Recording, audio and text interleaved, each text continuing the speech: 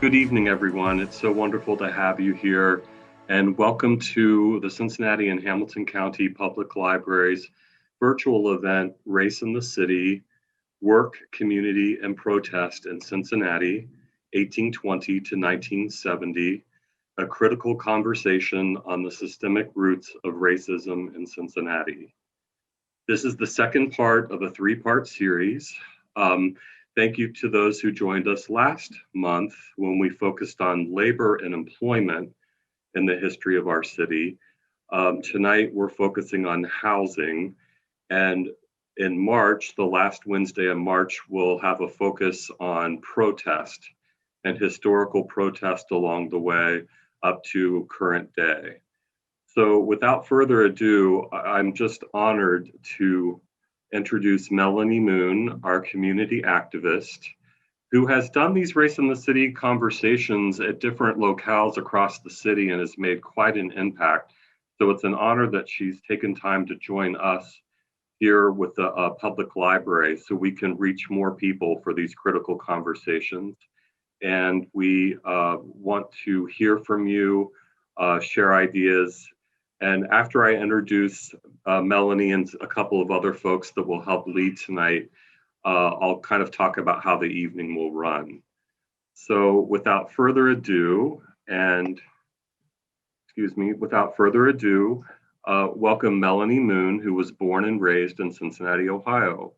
She attended Evanston Elementary School until 7th grade when her parents moved to Glendale. She graduated from Princeton High School in 1971 and Miami University in 1975. She earned a master's degree in library science at the University of Kentucky and another in childhood development at the University of Cincinnati while raising her now 4 grown children. Melanie served as library director for Princeton City Schools, Cincinnati Hills Christian Academy, Brown Mackie College, and Greater Emmanuel Apostolic Temple, where she has also served as a deaconess for several years. Melanie feels led of God to do this work of racial justice, not just because of the state of our world today, but to clear a path for Sesman, Naomi, Brooke, and Daphne, her grandchildren. Welcome, Melanie. Thank you.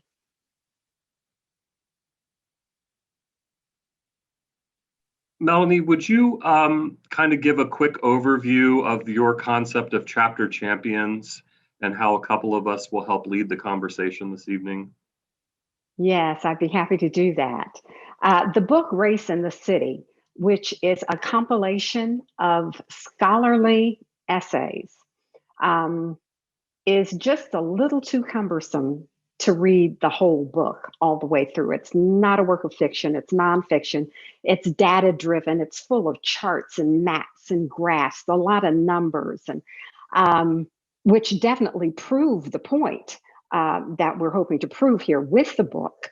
But however, that being racial injustice, discrimination, but it's just a bit too cumbersome to ask a person to read that entire book. So for that reason, Jenny told me that she's listened to the YouTube videos that I've done. That's why I did the videos, so that people could just listen rather than having to read. And then when we came to the point of actually presenting in this forum, since the pandemic, usually a Zoom presentation, I gathered friends and relatives from near and far and asked them to champion one chapter, just one. And when it came time to present that chapter, they would be the one to do that. And so this evening, our chapter champions will not be those that I have gathered. And believe me, I need more. So if you're interested, please let me know. I need chapter champions. And there are 11 chapters in the book. So tonight, David and Sheila are going to be the chapter champions, and they are champion chapters 4, 6, 7, and 9, having to do with housing. Thank you, David. Thank you, Melanie. And to Melanie's point, tonight is unique.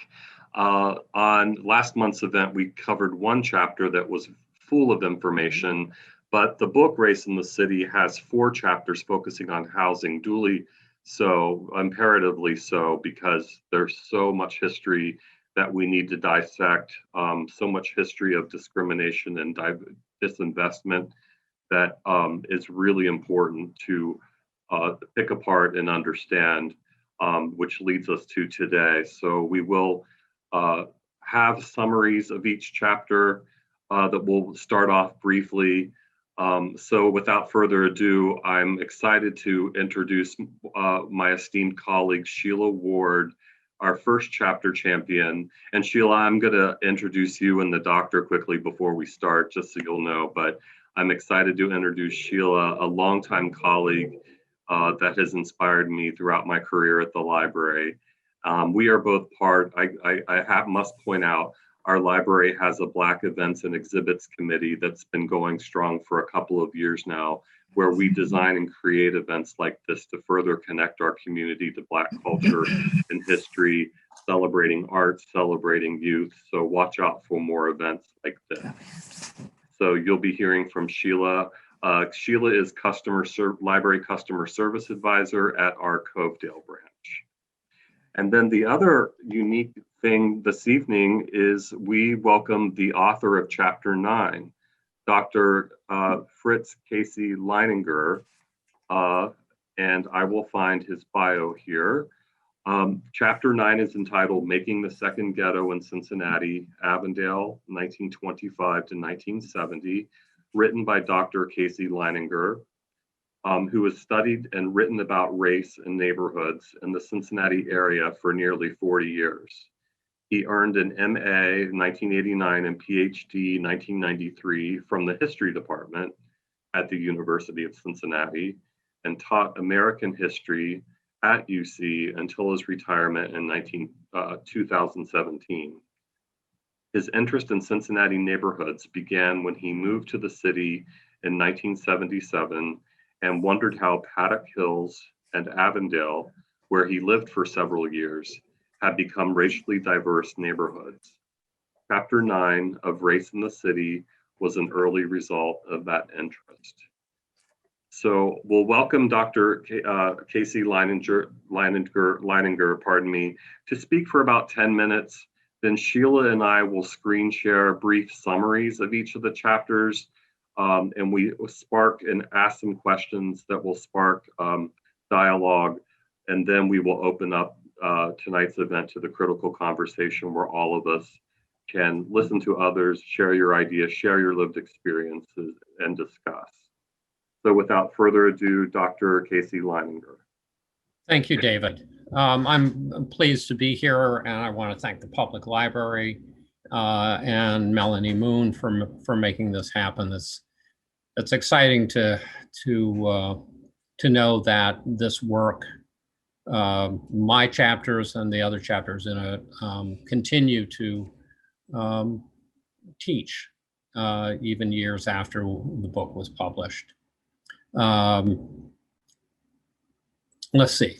I'm not going to try to summarize my chapter so much as put it in some context that I don't think is that I really understood fully when I wrote the chapter. But first, I want to say something about the title, Making the Second Ghetto.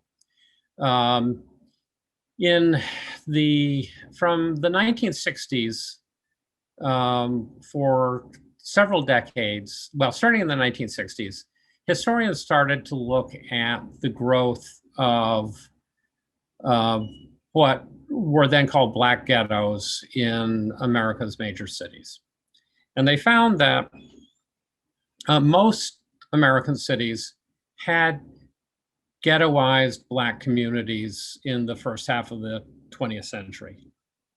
Most of them started to form in the first half of the 20th century. Starting in the late 80s and early 90s, some of us began to look at the post-World War II Black community. And we labeled it the second ghetto because it was in many ways very different, though in other ways very similar to the pre-war ghettoized Black community.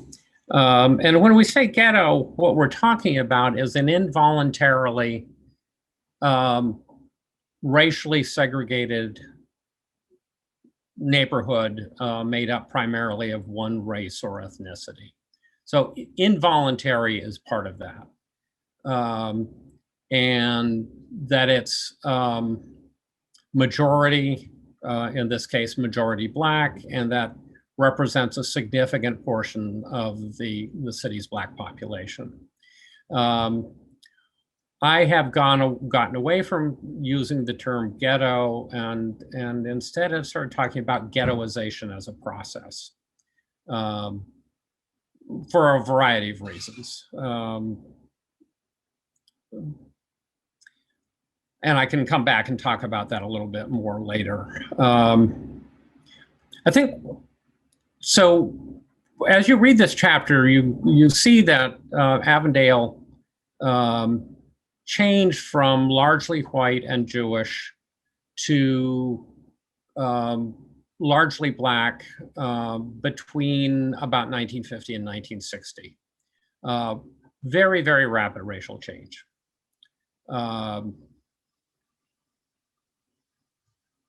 And there are several reasons for that. One is that in the post-World War II period, some of the post-war prosperity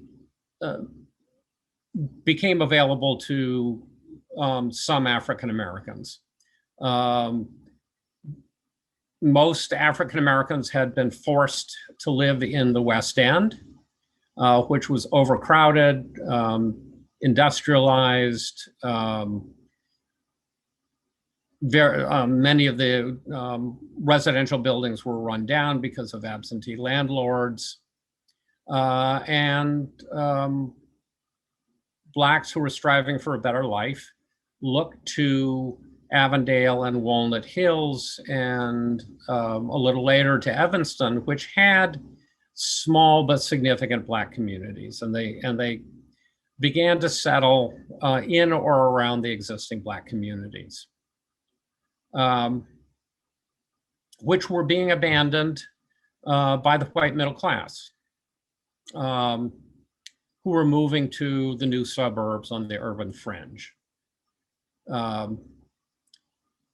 What's really important to understand about that movement of whites to the suburbs and the fact that Blacks, by and large, didn't move to the suburbs is a combination of federal housing policy, the policy of real estate agents, and the policies of mortgage lenders. Essentially, the federal government, through the Federal Housing Administration and the Veterans Administration, said that they would subsidize primarily new construction outside the city. They argued that subsidizing mortgages for existing houses, older houses within the city was too risky. And so virtually all of that subsidy went into mortgages in the suburbs. While on its face, the policy was race neutral, the federal government knew that real estate practices and mortgage lending practices would exclude Black people. That real estate agents and mortgage lenders simply would not assist Black families in moving into white neighborhoods anywhere, unless it was a neighborhood that whites were abandoning. And so this was, as I said, the federal government understood that this was not going to happen. And you can see this in the development of the city of Forest Park, which now, ironically, is one of the most stably racially integrated communities in the greater Cincinnati area, but it was built explicitly for the white middle class. Everybody knew that blacks were going to be, it was open, wasn't a secret, it was just openly understood that blacks were not going to be allowed to move there. In part because if the developers had opened the door to blacks, they wouldn't have been able to get any loans to build the area. And this was true throughout the suburban areas. This is true throughout the country. So federal money built the suburbs, helped build the suburbs in Cincinnati and around the country.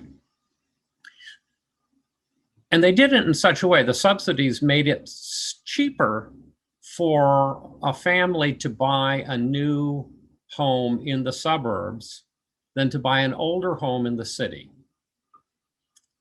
So this combines with the desire of middle-class African Americans to move out of the West End, which had a vibrant community but was physically decaying, to the tree-lined streets of Avondale and Walnut Hills.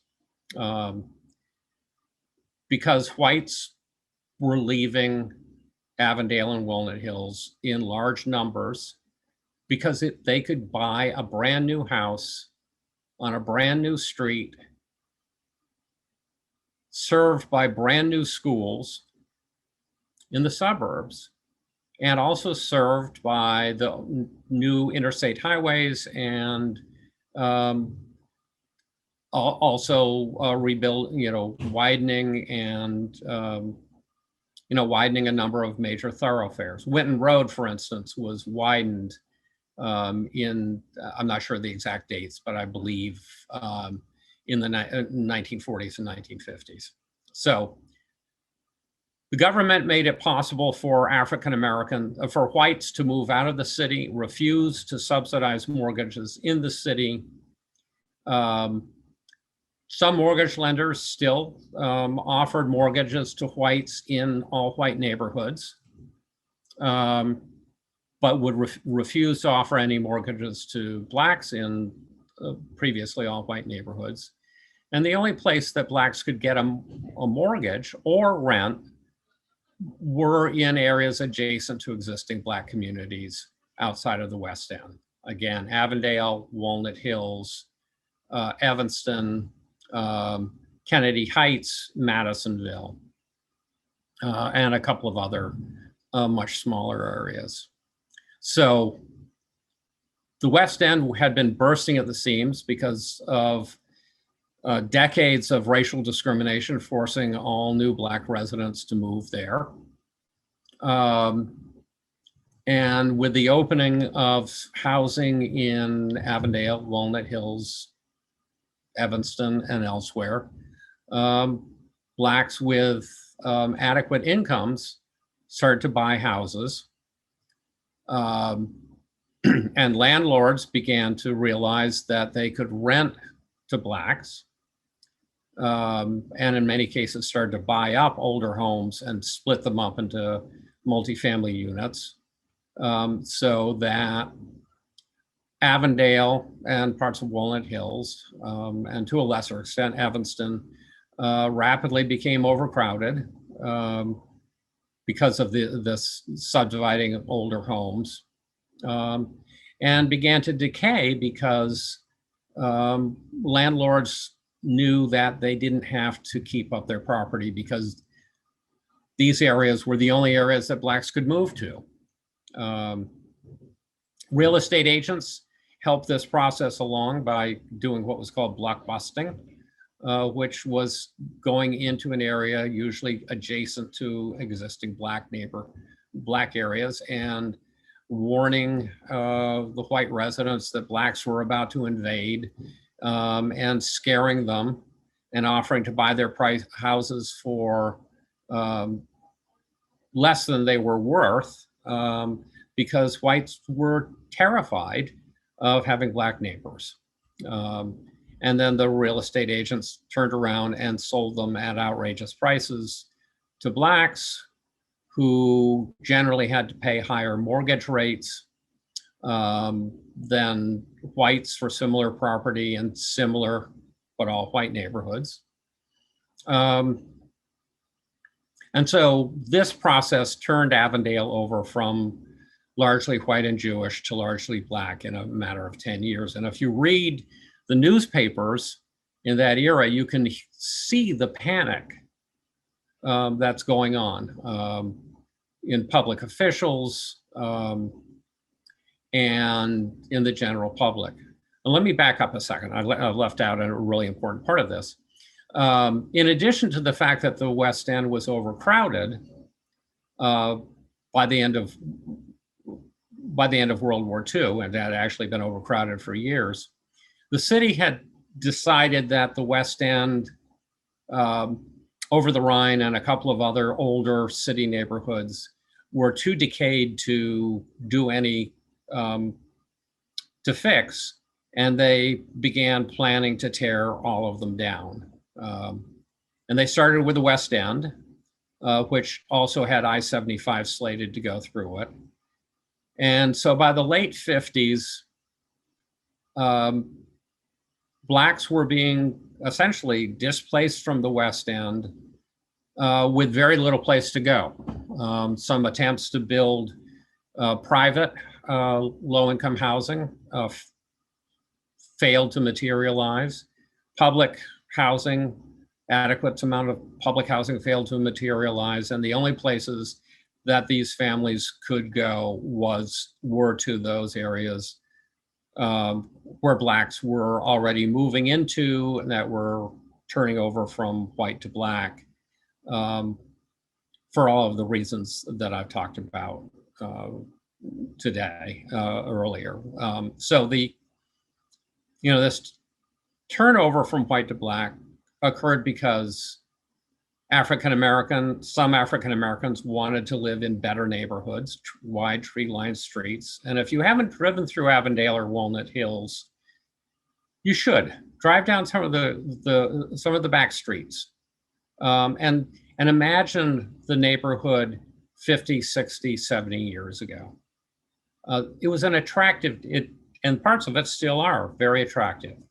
And so it drew African Americans out of the West End at a time that they were also being displaced with no place else to go and being refused entry into the suburbs and into other, to many of the city's then all white neighborhoods, which leaves us by the late 60s with a second ghetto, a decaying, portions of which are decaying.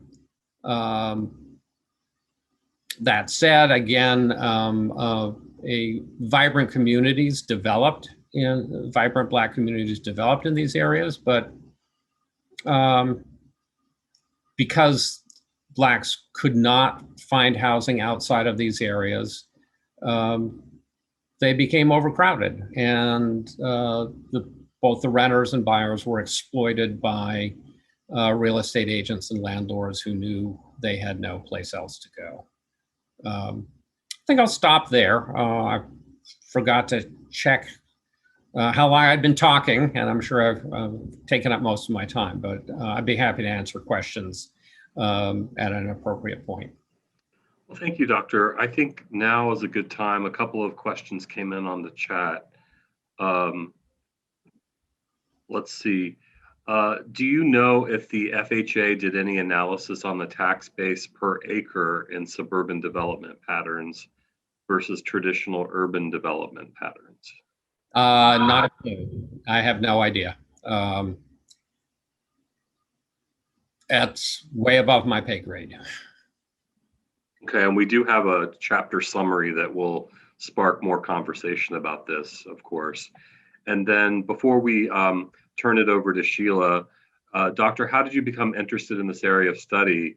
and how did you become involved in writing this particular chapter? Well, I go back. I moved to Cincinnati in 1977. I had gotten a master's degree in geology, nothing to do with any of this, in Boston. Broke up with my girlfriend. My brother lived in Cincinnati, and he had a handyman and painting business. And I thought, what the hell, I could do that too.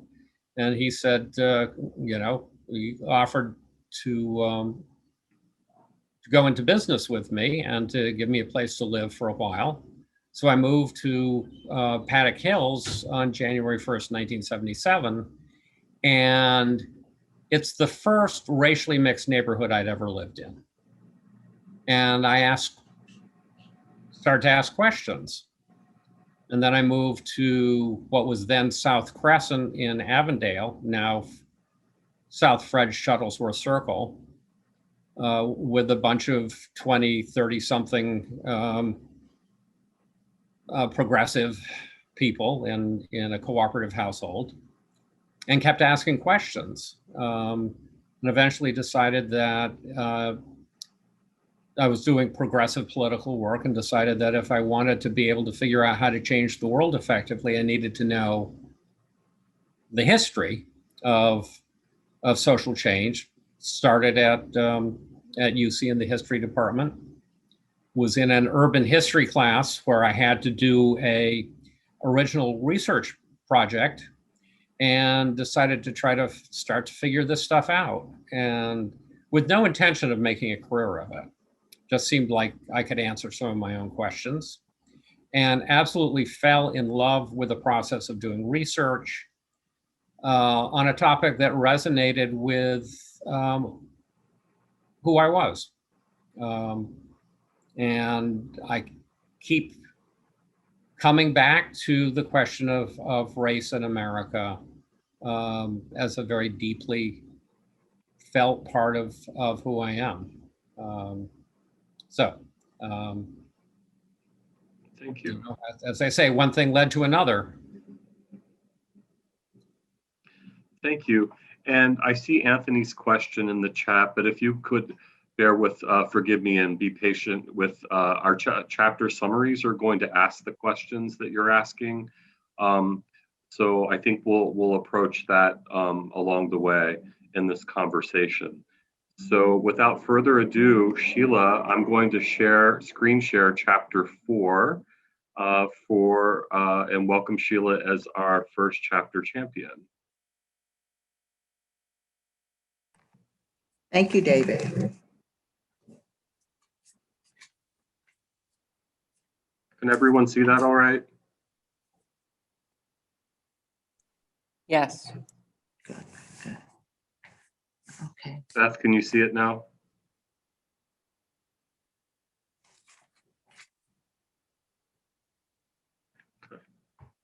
Okay.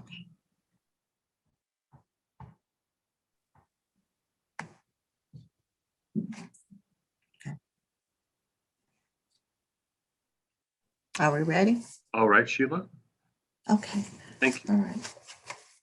Well, for all of you, thank you all for tuning in tonight. And for all of you that tuned in after the intro, my name is Sheila Ward. I am a library customer advisor at the Covedale Branch Library. Longtime colleague of David Sider's. And we have a few other library staff on as well that's been in the system for quite a while that I haven't had the opportunity to work with, but we're all still colleagues. So again, thank you all for tuning in. As you see, the brief summary of chapter 4, this chapter talks about housing and how the Black ghetto slums came to be. It takes a look at the Black experience during that era and the meaning of community. And what I gleaned from that just reading that chapter is how, as Dr. Fritz said, the fear that the white people felt living around African Americans, but also how they were always integrated. They were always integrated. They always lived amongst each other in these different communities during that time. So that's what I gleaned from that. During the pre-ghetto experience, Blacks, they were scattered across the city. Unbeknownst to me, West End, down at Court Street, by the Ohio River, those areas, unbeknownst to me, that's where our ghetto slums, they spilled out into those areas. So this chapter, wow, it's a powerful chapter. Again, Black people, it talked about the classes. Black people had a wide range of experience. Class divisions were, they freed slaves, escaped slaves. Also, during the 19th and 20th century, how they talked about the education of Blacks and how did that play a part in their survival, really, their education. So, these are some of the things that were within this chapter that stood out to me. Another bullet point, the study of wards led to identification of residential areas, residential clusters. The 1850 census pointed to Black people living amongst white people and ethnic groups of all classes. So again, whites always have lived amongst and within the same communities as Blacks, whether Blacks lived in storefronts, there was always white people within that same community.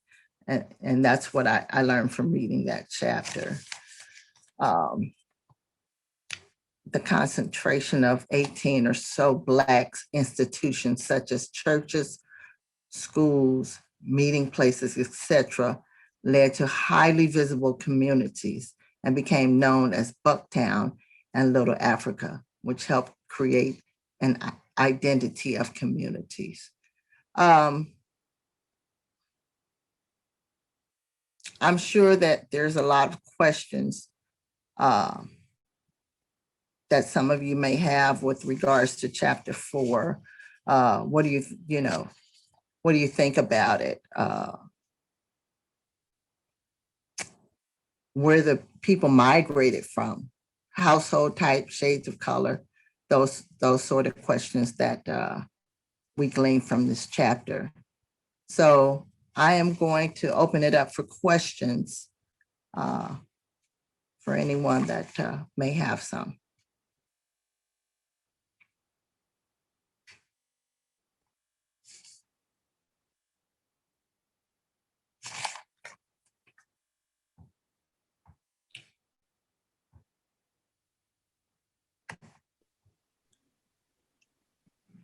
Sheila, this is Melanie, and I would just like to mention, you said unbeknownst to you. That's one thing that struck me. It was when I read this chapter, I had no idea that everybody in the city lived in the basin, white and Black. Absolutely. I had no idea. Growing up in the 50s, I lived in Evanston. My family, my father and mom moved to Evanston. My grandmother and grandfather were in Avondale. So they were surrounded by Black people. And in Evanston, we were, then when I visit my father's parents, my grandparents, they were in the West End, and that was Black. When we would visit relatives in Chicago, we would drive through, you'd see white people in white communities, you'd drive through, but then where we were visiting our relatives, it was a Black community. So I just always thought that that was the way that it was, Right. that was the way that it had always been.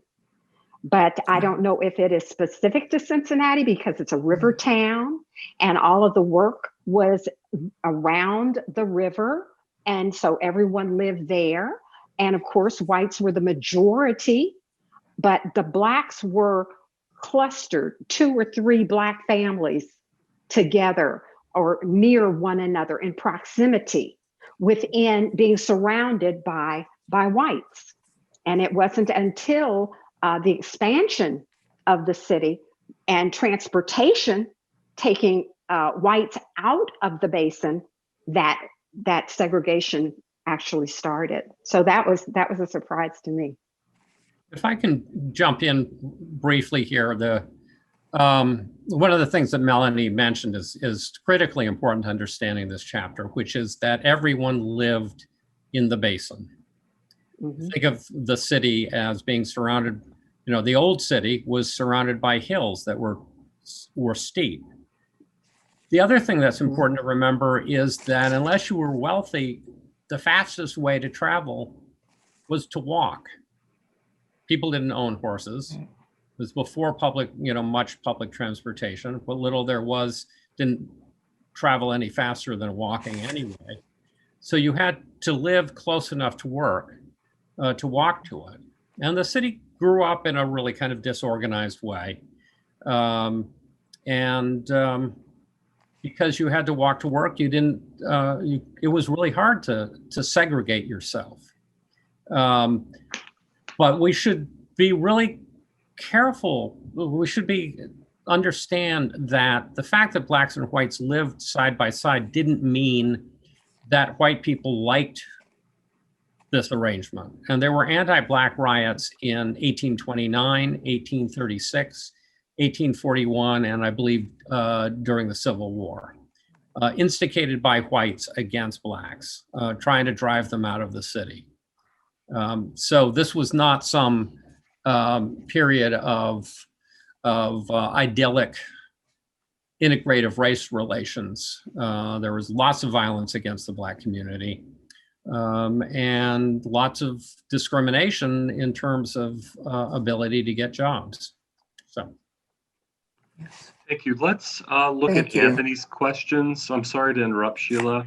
I'm kind of looking at the chat here, and Anthony has a couple of questions that I think if we look at our conversation will evolve kind of chronologically.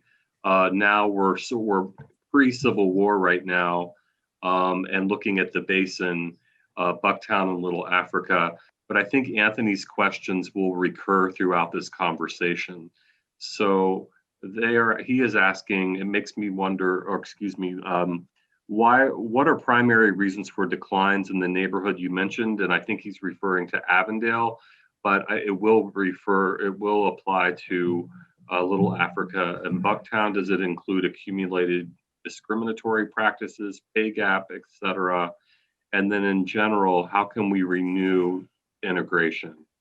Which may be a question we can all tackle closer to the end after we look at a chronological perspective. Okay, well, let me answer the first question, the last question first. 19th century Cincinnati was not integrated in the sense that we think of it as people voluntarily living in racially mixed communities. It was fraught with racial tension. As for the other parts of Anthony's question,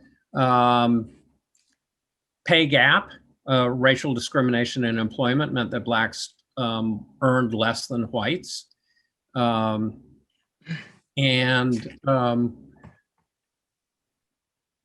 They had to pay higher prices for housing because, there was no free market. If Blacks had been able to compete in a free market on an equal basis with whites, landlords and real estate agents couldn't have jacked up the prices. So that you found that it wasn't uncommon for a Black family to buy a larger old single-family house. And in order to make the mortgage payments, turn the second floor into a separate apartment and rent it out, or take in boarders, which meant that instead of there being one family in that house, there might be 2 or 3, which meant more people, which makes for more wear and tear. And the Black owners are now are paying a much higher interest rates and much higher prices, so that they're strapped for cash and have difficulty caring for their houses. So more people, the inability to maintain a property you own, and then for landlords, they jack the prices up and refuse to take care of property because they didn't have to, because Blacks had nowhere else to go because of racial discrimination. And then Wendy and Renee are asking more about Little Africa and Bucktown. Renee is asking or saying she knows that Lafcadio Hearn has written about Little Africa, but where exactly were these neighborhoods, and what more do we know about them? And that's open to everyone in addition to the doctor. Well, Bucktown was, yes, was on the eastern side of downtown. The center of it was, as I remember, near 6th and Broadway, but also down into where 471 goes through the valley between downtown and Mount Adams. Little Africa was on the central riverfront. And then Little Bucktown began to develop a little bit later in the West End.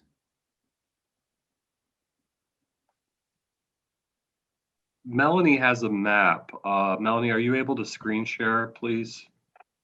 Or do I need to give you a change of setting? Yeah, I think you've got to. Let's see.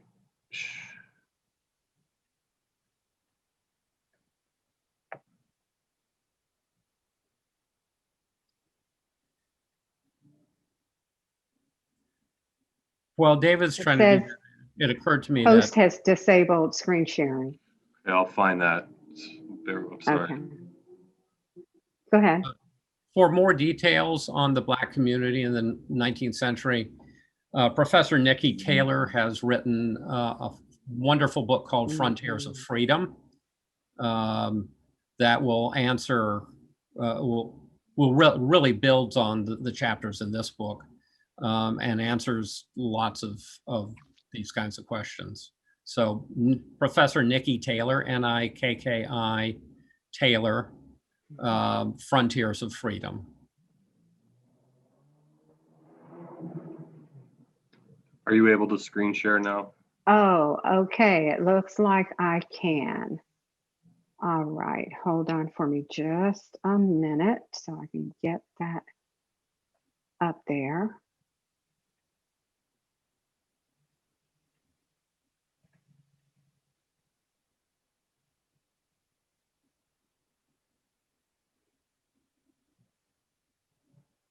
There it is.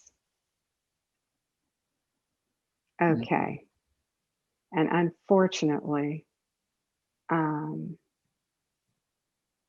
see how big I can make it, and if I can flip it, it doesn't look like I'm going to be able to flip it, but that's okay.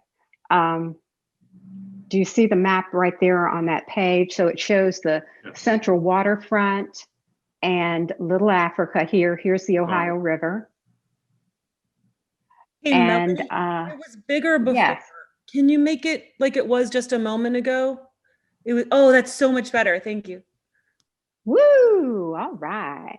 So here's Little Africa, the Ohio River. Here is Bucktown, the East End Factory District. Okay, and I don't, it's too small for me to see any street names. I can't make, make out the street names, and then you enlarge it and it blurs. But I think you've got an idea. This is Bucktown. This is the river, and that's Little Africa. Thanks so much. Sure. Now, for the sake of time, let's move to Sheila's chapter 6 as we move along in time chronologically.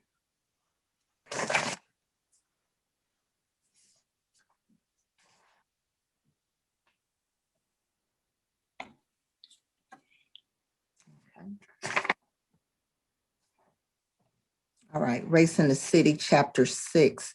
This is a look at the beginning of, can you all hear me? Yes. Okay, good.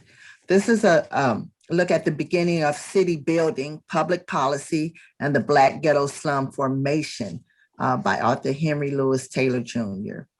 During the late 19th and early 20th century,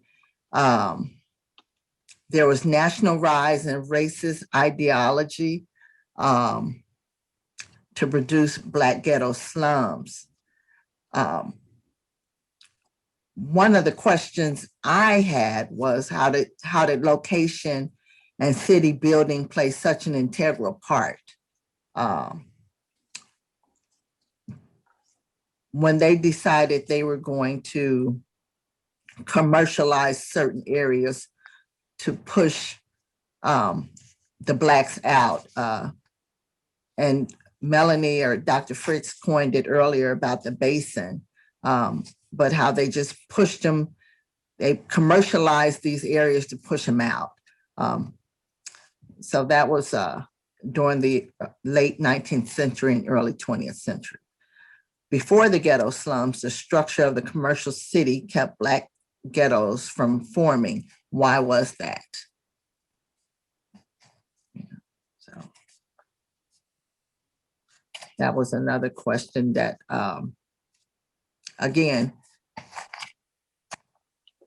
why the black ghetto slums? Why did they feel like they had to have these cluster of Black people? Was it race and class? Was it due to race and class? Does anyone want to chime in on that before I go any further? Maybe Dr. Fritz can. The answer is yes. Race. It was flat out race hatred, and even successful Black people faced discrimination. From time to time, whites would attack and destroy successful Black businesses to keep them from succeeding.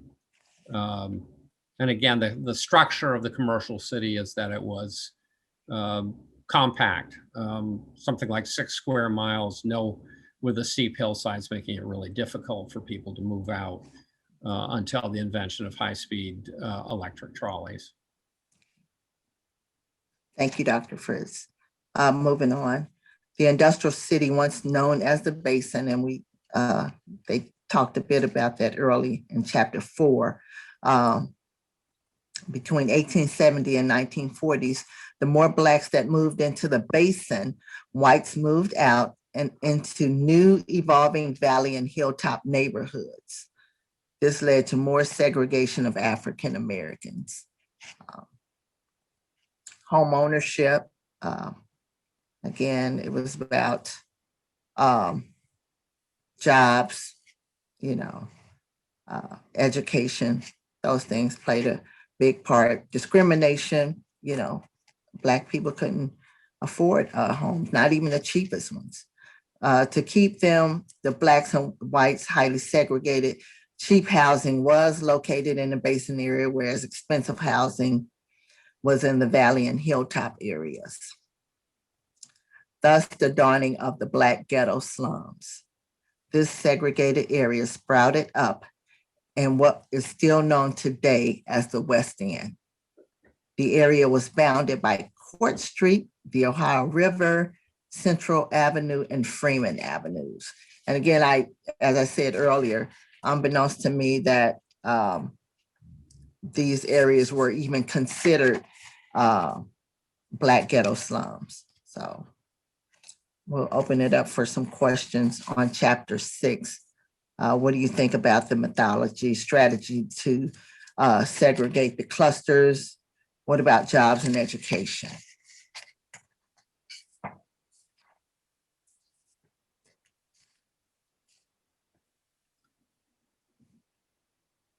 Well, Is it okay if we just jump in? I raised my hand, but I don't know if you can see that. Can you see that or? I I'm can. sorry, I only have a small grid, so Catherine, Oh. go ahead, please. Oh, okay. Thanks.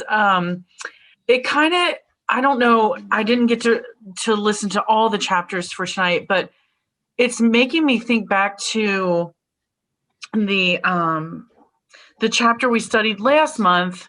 That what stuck out to me, and it had to do with the jobs and the career opportunities too, was that it feels like the Black community constantly, and this happened in waves and may still be happening, up into the 20th century, but it seems like the Black community got the leftovers from the white community.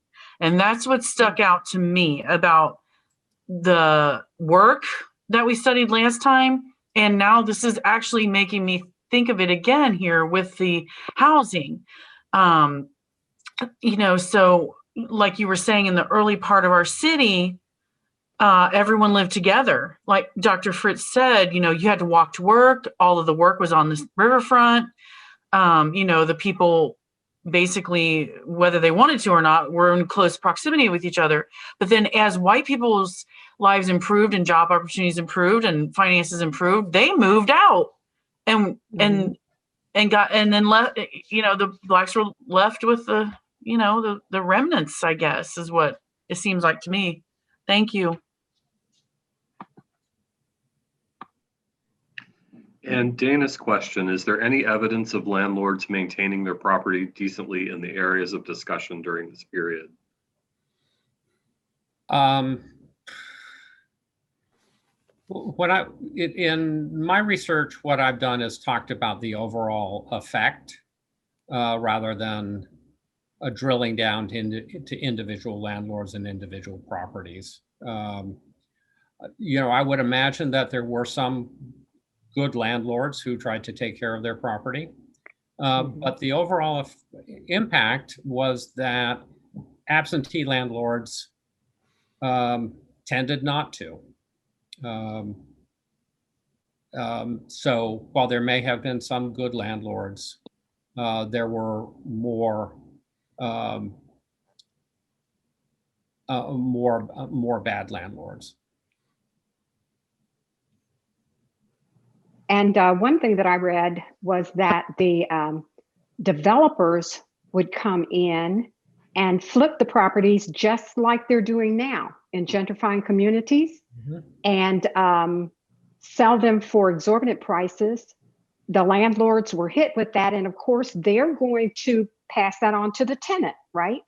Any increase in property taxes, they pass that on to the tenant, even as they do today. So also they were trying to have tenement reform, and that didn't go well. I can't remember what chapter it was in, but they tried to have tenement reform. But what it did was those properties that were so dilapidated and the landlord, the owner, didn't want to put the money into it to meet the code standards, those properties were just demolished, leaving the tenants with no place to go. So even the reform worked poorly on behalf of Blacks. And Beth, does that point to your question, or did you have more to your question about policy to keep Black people in the basin?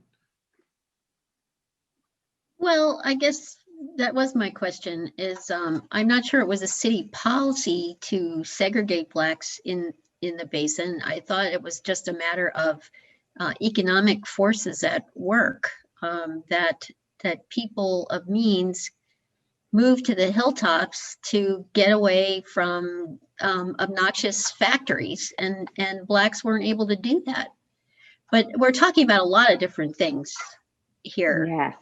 You know, there were whites who were probably in the government or social workers, right, who were very concerned about the conditions in the West End and elsewhere. And I think they tried to make improvements. And Melanie, were you saying that their attempts sometimes backfired? Is that what you were saying? Yes, they were thwarted. I would imagine Thwarted. that many of the landlords were probably sitting on city council. They probably owned those buildings. Well, That's yeah, just a thought. yeah, That's just a I think thought. it depends on Or what they period. rubbed shoulders. They rubbed shoulders with owners of those properties. And so the reforms that they were trying to put into place to bring the tenements up to snuff were thwarted because either they were the landlords, they owned those properties, or they were buddies with somebody that owned those properties, and the codes were not enforced. If they were enforced, then that meant to bring the property up to the standard of the code, the landlord was going to have to put out money for that to happen. Sometimes perhaps they would, and then sometimes they said, oh, forget it. Mm-hmm.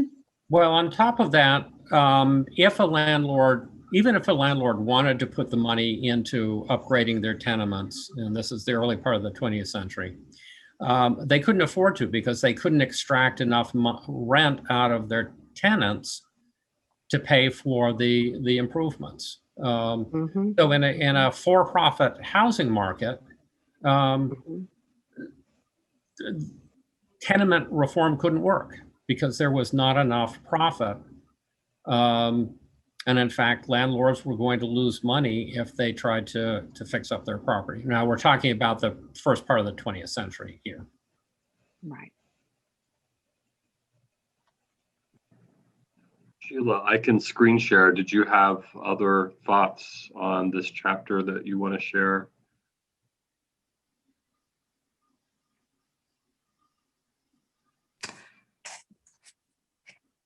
Let's see.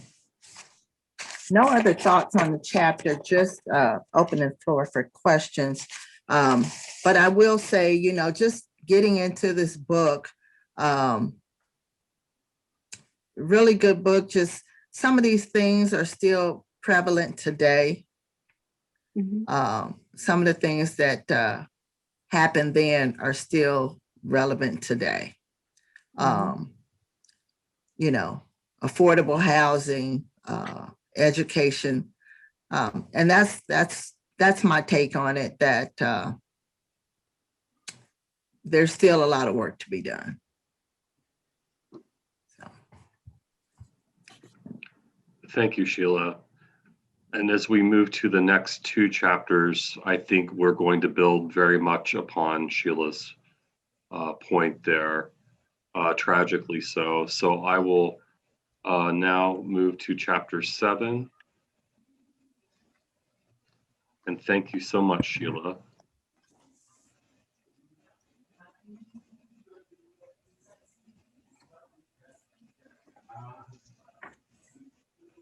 So you will see as we move into the 20th century, the 1900s, more policies, more shifting patterns of folks being displaced. And I think we will point to Beth's question about the migration from the South. So this is chapter 7, Cincinnati Blacks and the Irony of Low-Income Housing Reform, 1900 to 1950, written by Robert B. Fairbanks. This chapter was dense with facts, as all of them are, but I felt that I should kind of put some milestone dates in here so we'll get a sense of how our communities evolved since Sheila's 2 chapters. So as we've been hearing, housing for the Black people of Cincinnati became inadequate long before World War I. In 1913, Black people faced discrimination in housing, public places, vocational and professional education, and it's important to think about unions also. Discrimination and unfair practices led to the color line. which was a resonating concept through the book, really. So we must take note of that, which restricted mobility and housing in the economy, leading to housing in the old walking city to become slums, as we've explored. New tenement codes, which Dr. Fritz and Melanie touched on, around 1909, eliminated existing housing without adding enough new housing. And by 1917, it was clear that housing was a profitable market, connecting to Sheila's concept or references to gentrification. Now, notably, Jacob Schmidlap intended to develop 96 units of housing for Black people and whites to be a model that other capitalists followed to provide housing with 5% profit for their investors. So this was kind of a new model of philanthropy, quote unquote, that we can discuss further. In 1914, Model Homes Company began developing Washington Terrace with their viewpoints to provide housing for those, quote unquote, quote, work hard and will engage in participatory democracy, unquote. This housing neighborhood included an assembly hall and other neighborhood amenities, quote unquote. By World War I, the Black population of Cincinnati increased 2.5 times since 1890, when people started moving to the West End and extreme congestion led to raising rents. So I think that's points to the migration from the river basin that we've been talking about. In 1923, we saw the creation of the Better Housing League to address sanitation problems and deteriorating houses, along with moral judgments of people living in poverty. So city leaders and these philanthropists had concepts from their worldview that they applied to people living in very dense housing. This led to the concept of developing housing in Cincinnati suburbs such as Marymount, but rising housing costs prevented Black people from moving there. This chapter explored the idea of a homogeneous neighborhood, which was a concept at the time that led to segregation, including use of federal funds after the Depression to return to the city core to develop housing. By 1939 and the Federal Housing Act of 1937, housing stock for the Black people of Cincinnati was only increased around 1%. I was just shook by this, and I thought about it all last evening. Lincoln Court displaced people while only yielding 36 new units. The 1950s and 60s saw repeated patterns of elimination of housing rather than rehabilitation of housing due to highways and bulldozing, and that's how the chapter ended. So some questions for reflection here. How have societal attitudes changed or not changed when looking back on the development of what housing reform officials of the city at the time called super blocks? They carried moral judgments that new developments would create community identity, healthy tenants, and civic-minded citizens, while the lower West End was considered irredeemable due to poverty. And the development of Cincinnati Metropolitan Housing Authority, the Laurel Homes, Winton Terrace, which were all designed for Black or white segregated housing, and Lincoln Court carried terms such as social engineering, deserving poor, and pathology of slums. So I will stop.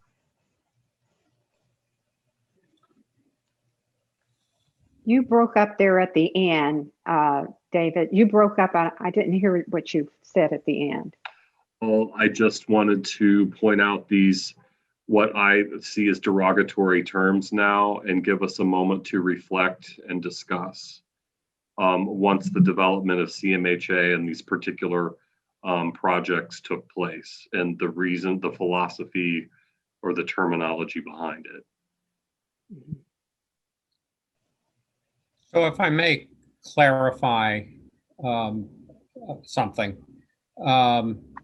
Originally, Laurel Homes was intended only for whites, but Black leadership forced the CMHA to open a small and segregated section to Blacks. Winton Terrace was built for whites originally, as was English Woods. Lincoln Court was all black.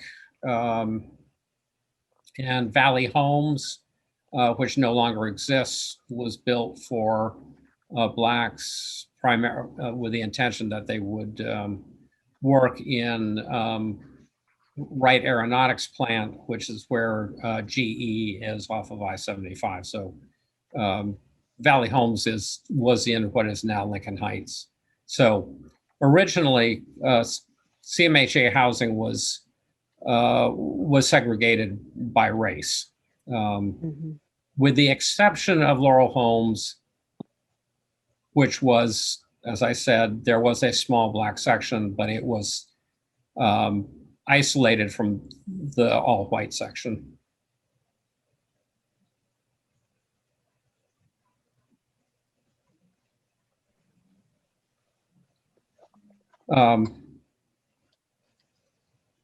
Let me also jump in here with the question about the West End becoming, why Black people started to move to the West End. And the answer is that they were starting in the early 20th century, around the beginning of World War I.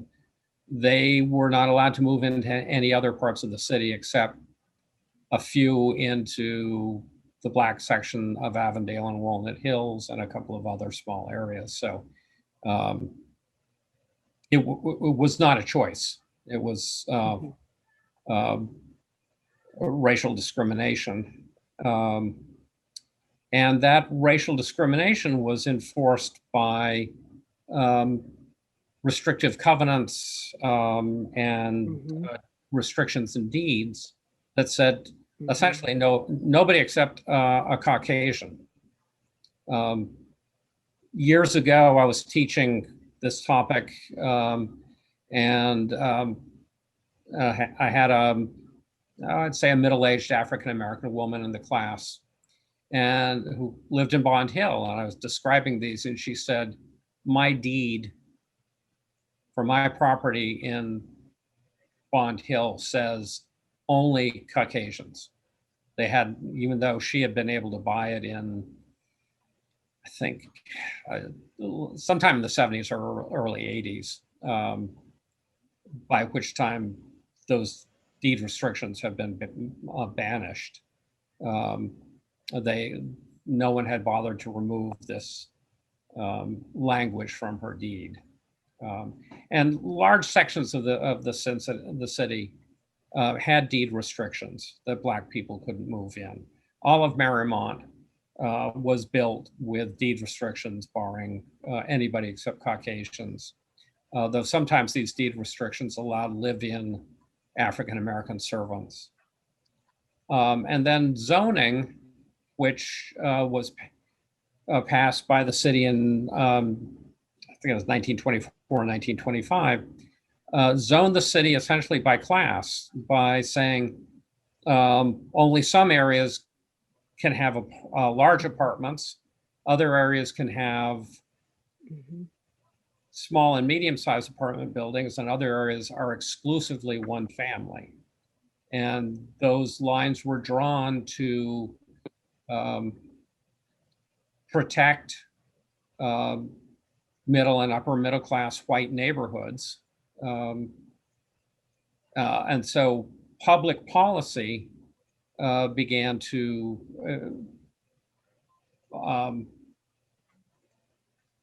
dovetail with private practice to enforce racial segregation. And then, of course, the school board drew district lines to exclude Black people, to make sure that especially elementary schools were either as white as they could be or as Black as they could be. And I'd like to just go ahead.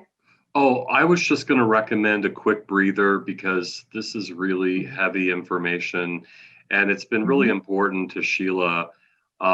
She came upon a quilt this past week, and let's do a visualization to take a quick breather. I'm sorry to interrupt you, Melanie.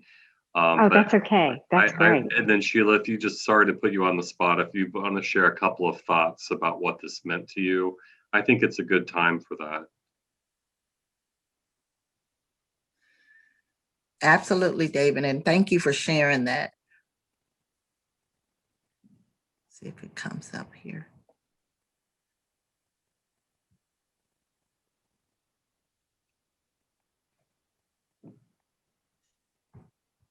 And the funny thing about Zoom is it has a bar at the top of my screen that doesn't let me zoom in on it.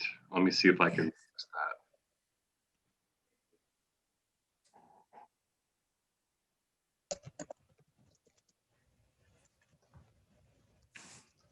Are you able to see that?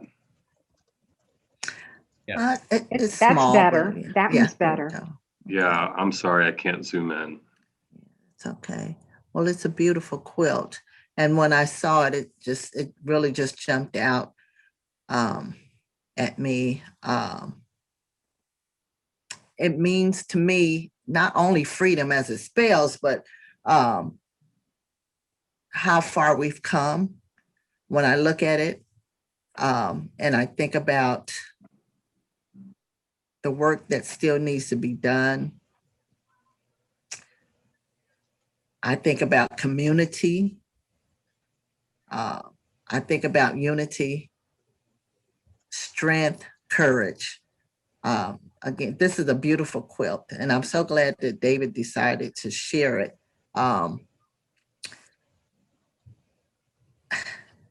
Again, just reading these chapters, reviewing them, things are still so real today as the pages just popped out to me of what we're dealing with and trying to fight for fair inclusion and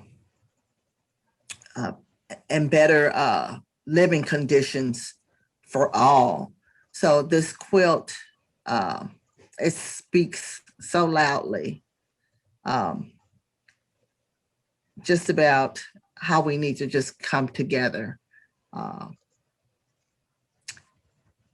So again, I'm glad that David decided to share it. It just speaks of volume. Thank you, Sheila. And I apologize for my Absolutely. It's clumsy, beautiful. It's Yeah. It beautiful. is. clumsy tech skills. I'm sorry about that. And now, Melanie, I believe you wanted to share an image. Yes, let's see if I can get it up. Okay, this is a restrictive covenant. This is the one I was Transfer actually title. talking about. Yeah, I think I got it out of your book, Yes. Charles, the going home. Yep. Yeah. This is And the one that I was talking about specifically. This is, she shared it with me and I made a copy of it. The above described property shall not be sold, leased, rented to, or occupied by persons not of the white or Caucasian race, that they might be occupied by the usual domestic servants of bona fide residents, even if said servants are not of the aforesaid race.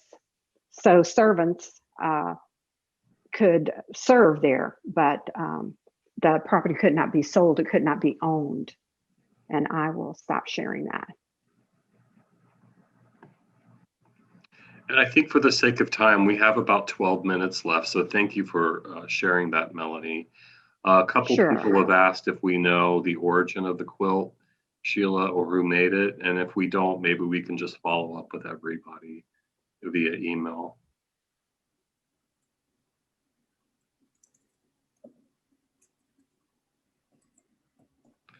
I'm going to bring up the final chapter because it's going to kind of encapsulate many things we've talked about this evening. And I do want to be sure for those that have not spoken or have come along with or come upon some ideas or thoughts, Please, I want to give the floor to you to share your thoughts and ideas as we process all of this information, and I'll bring up chapter 9.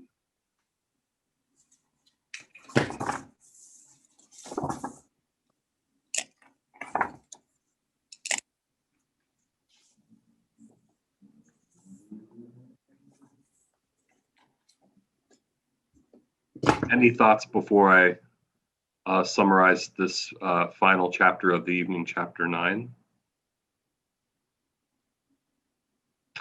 I guess just Dr. Fritz put in the chat for me, he answered my question that these practices became illegal in 1947.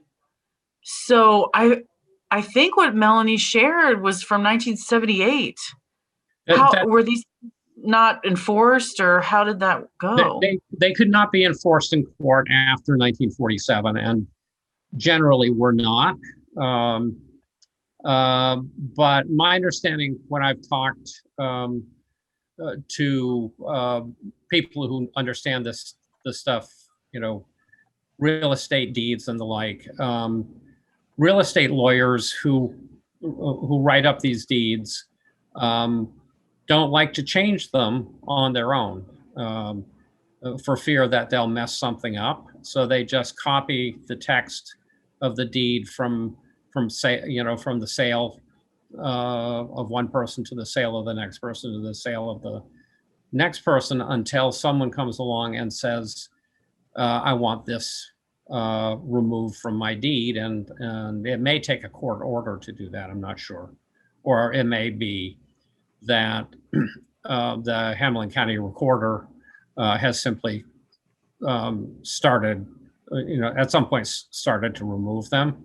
But they haven't been enforced since 1947, which doesn't mean that discrimination stopped then. Lots of other ways to keep people out of a neighborhood if you wanted to.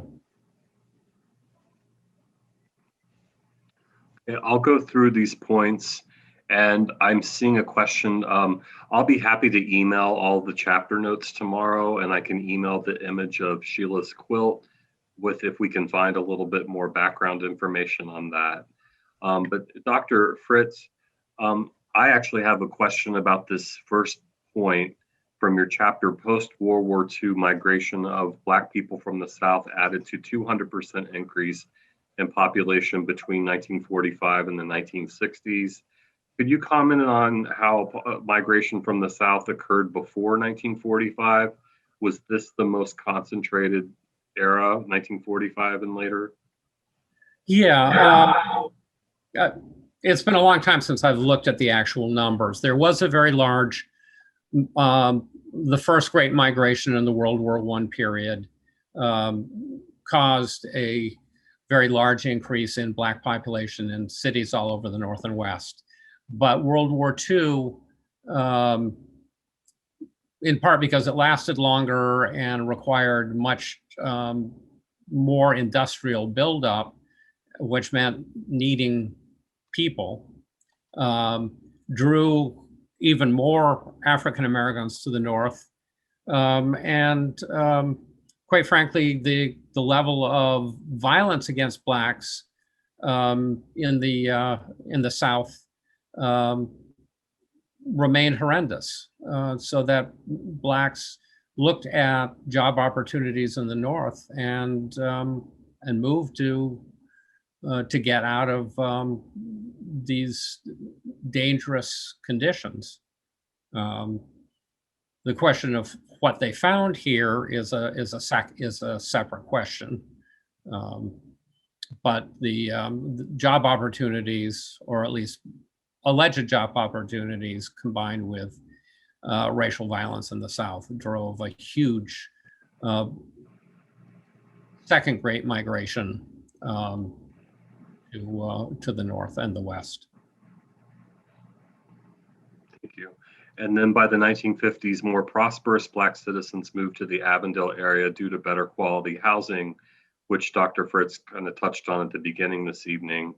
But it's important to think about moving from the crowded West End, real estate practices, including block busting, which we touched on, which caused fear in white homeowners that neighborhoods were changing and led to whites moving away. And again, more Black residents moved to the Avondale area. Between 1965 and 70s, even more white people moved from the city center to the Cincinnati suburbs. And most devastatingly, Highway 75 destroyed much of the West End between the 1950s and 1970s. While little new housing has been built and CMHA created segregated neighborhoods, as we've touched on, highway construction was justified, quote unquote, by local and federal planners because they said clearing, quote unquote, was also needed, or else the neighborhoods would, quote unquote, stagnate and suffer. Also between 1948 and 1959, urban renewal efforts, quote unquote, attempted integration, including a state fair housing law in 1965.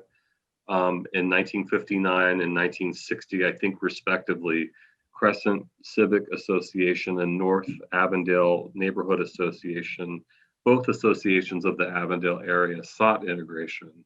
The 1960s Ohio Civil Rights Commission wasn't effective in responding to complaints, and I believe that's complaints in unfair real estate practices.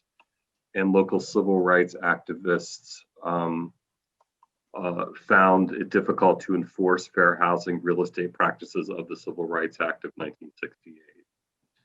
So a question for reflection, and this is how Dr. Fritz ended this chapter. By 1993, when the book was published, although residential segregation is no longer openly sanctioned, it is still reinforced by real estate practices, economic discrimination, and racial animosity in and around Avondale. Why does that still hold true today? And that connects with Sheila's reflection.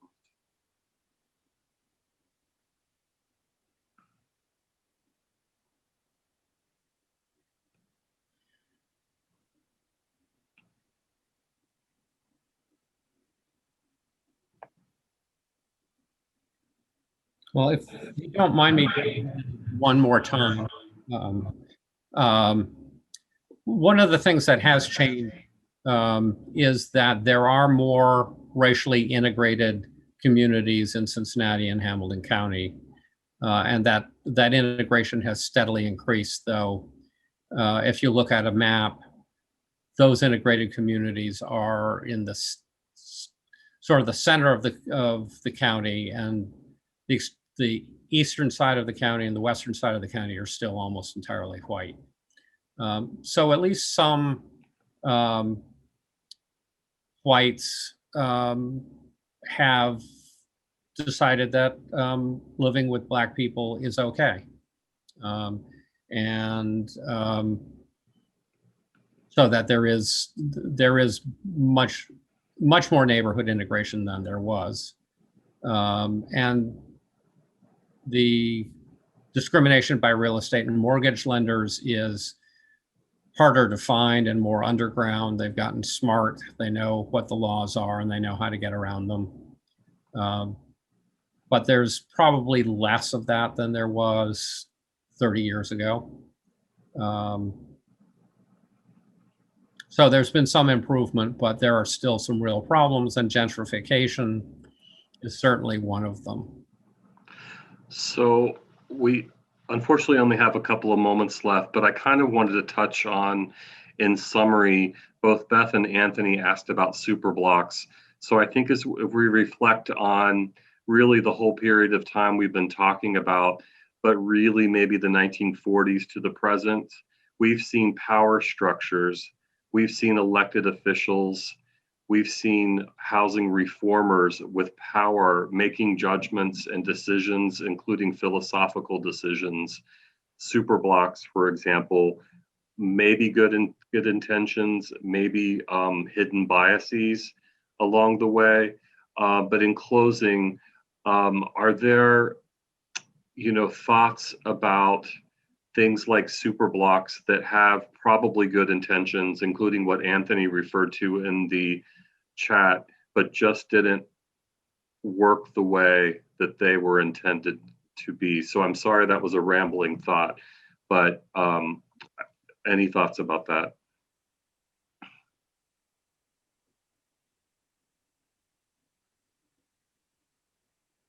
Well, I think if you're talking about, oh, there's a big echo.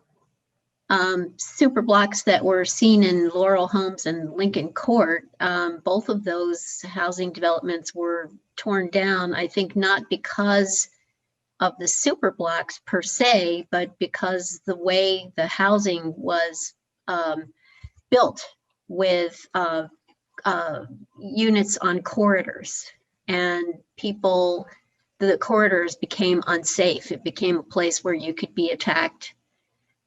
And so there was a change, there was a policy on the part of HUD to change from housing that had limited entrances and corridors to units where each unit had its own entrance. And that was for safety purposes. There is another housing development, I forget the name of it, around Liberty.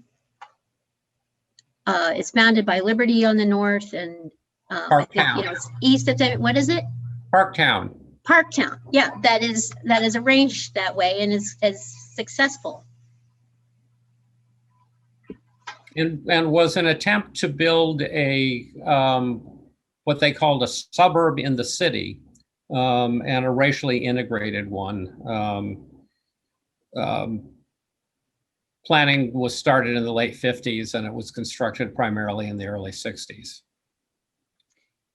And then City West, is that the name of that development that CMHA built with townhouses that took the place of Laurel Homes? That, I think, is integrated. Am I wrong?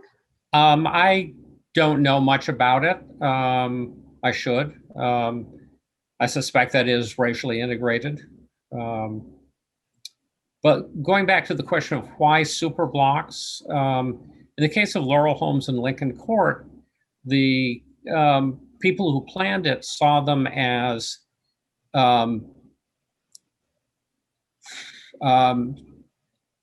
kind of self-sustaining communities where you could get virtually all the accoutrements of community that you would want: a playground, a space for community activities. CMHA provided social workers on site, and they eliminated lots of alleys and small streets, trying to build what they saw as a unified community. And with the idea that a unified community would help the residents there, who, by the way, were not the poorest of the poor. They were Right. upper poor, lower working class, who were believed to be on their way up. So these were not warehouses. They were supposed to be stepping stones to a better life. And building, getting rid of the alleys and the cross streets were supposed to help create a sense of community, a self-contained community. But they were also built as racially segregated because they believed that homogeneous communities would be more peaceful communities, that people who lived in a community where everybody looked like them would feel safer and happier and do better. Whereas if they were racially or class mixed, there would be racial and class tensions that could turn into violence.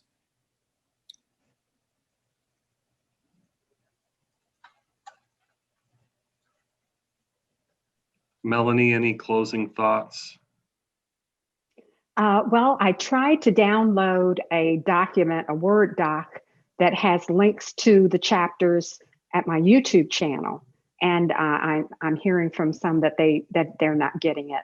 I did it twice and I see it, but if you're not seeing it, that's not any good. So I added the link to my YouTube channel playlist, and the videos of me reading each chapter. Each chapter has its own playlist, so you don't have to read through a whole long thing to get to your chapter. Each chapter has its own playlist. And I'm also hearing people want to talk more, and that's so often the case. And I am offering with my own chapter champions, not that I don't love you, public library chapter champions, I do, but with my own chapter champions on Thursdays at 12 o'clock Eastern Standard Time, this Thursday, which is tomorrow, we will be presenting chapter 6. So for that venue, we're doing one chapter per week. So I'll put my email in the chat. If you want me to send you the link to that, I'd be happy to do that. That's about all I have. Thank you. Melanie, and I did make a list here of items that I'll send out to all of us via email, including the chapter summaries and the list of the chapters with links to YouTube and the chat itself. I can't thank you all enough for being present tonight and sharing your experiences and your thoughts. Thank you to Melanie for your leadership and bringing us all to this place together. Thank you, Sheila, and thank you, Dr. Fritz, and important thank you to everyone for being here. And Jeff, I'm sorry we don't have time to answer your question directly, but I think it's really important question to close with tonight so we can all reflect and kind of make a commitment to being more engaged in what's going on around us with these issues and policies and realities, and work together for change. But Jeff's question is, will the city center come back to a mix of Black and white and having staying power? So thanks again, everyone, and have a wonderful evening.